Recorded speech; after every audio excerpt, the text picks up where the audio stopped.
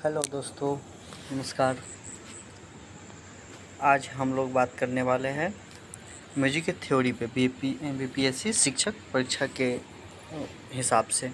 ठीक है, तो उम्मीद करते हैं आप लोग सही होंगे, स्वस्थ होंगे। आज चलिए शुरू करते हैं। संगीत की परिभाषा है ना, डिफिनेशन ऑफ म्यूजिक। संगीत वह कलात्मक ध्वनि है जो लय, स्वर और ताल के संयोजन से उत्पन्न होती है। यह मन को आनंदित करने वाली ध्वनि। ठीक है, इसको संस्कृत परिभाषा भी है, यहाँ पे पढ़ सकते हैं आप। रसात्मक स्वर ताल आदि संयुक्तम गानम संगीतम उच्यते। ठीक है, आप आराम से पढ़िए इसको देख के। और संगीत का परिभाषा डेफिनेशन ऑफ म्यूजिक है, इसके बारे में पूरा एकदम बढ़िया से समझ ही जाइए।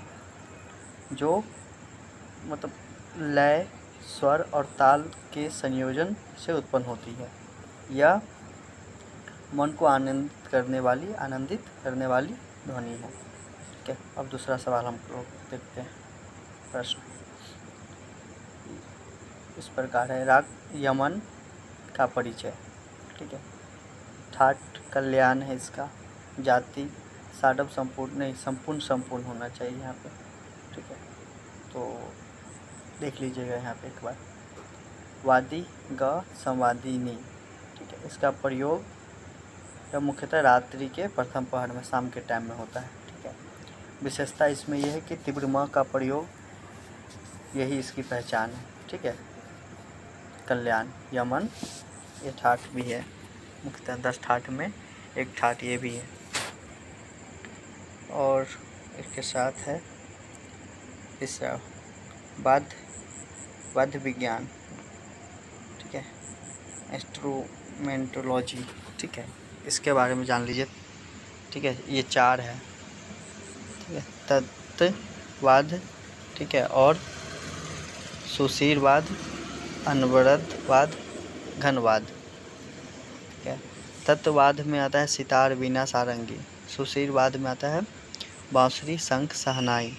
ठीक है, अनवरतवाद में आता है तबला, मृदंग, ढोलक। घनबाज मजीरा, घंटा, घुंघरू, यही सब। ठीक है, तो वाद्य के बारे में भी जानना हम गायन वादन, तो ये वादन के ऊपर है, इसके बारे में पढ़ लीजिएगा। अच्छा, अब ये चौथा प्रश्न है हमारा, लोक संगीत का महत्व। ठीक है, तो भारत के प्रत्येक क्षेत्र का सांस्कृतिक प्रतिनिधित्व करता है। उदाहरण है इसका देख लीजिए, बिहार में सोहर, कजरी, ये सब। राजस्थान में पधारो हमारे देश। पंजाब में भांगड़ा, गिड्ढा। ठीक है, तो ये हो गया। आगे पढ़ते हैं ग्रंथ और उनके लेखक के नाम। ठीक है, तो ग्रंथ ये आप देख लीजिए ग्रंथ में। ठीक है, ग्रंथ का नाम देख लीजिए। नाट्यशास्त्र, संगीत रत्नाकर, संगीत परिजात।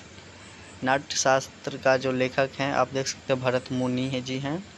संगीत रत्नाकर के सारंगदेव, संगीत परिजात का अहोबल। ठीक है, और ये कब के हैं, कौन युग में लिखे गए, कब, इसका भी लिखा हुआ है। नाट्यशास्त्र भरत मुनि जो लिखे उन प्राचीन युग में है, इनका ग्रंथ प्राचीन में आएगा। और ये सारंगदेव जी द्वारा जो लिखा हुआ है संगीत रत्नाकर, 13वीं सदी में। संगीत परिजात जो है अहोबल लिखे वो 17वीं सदी में।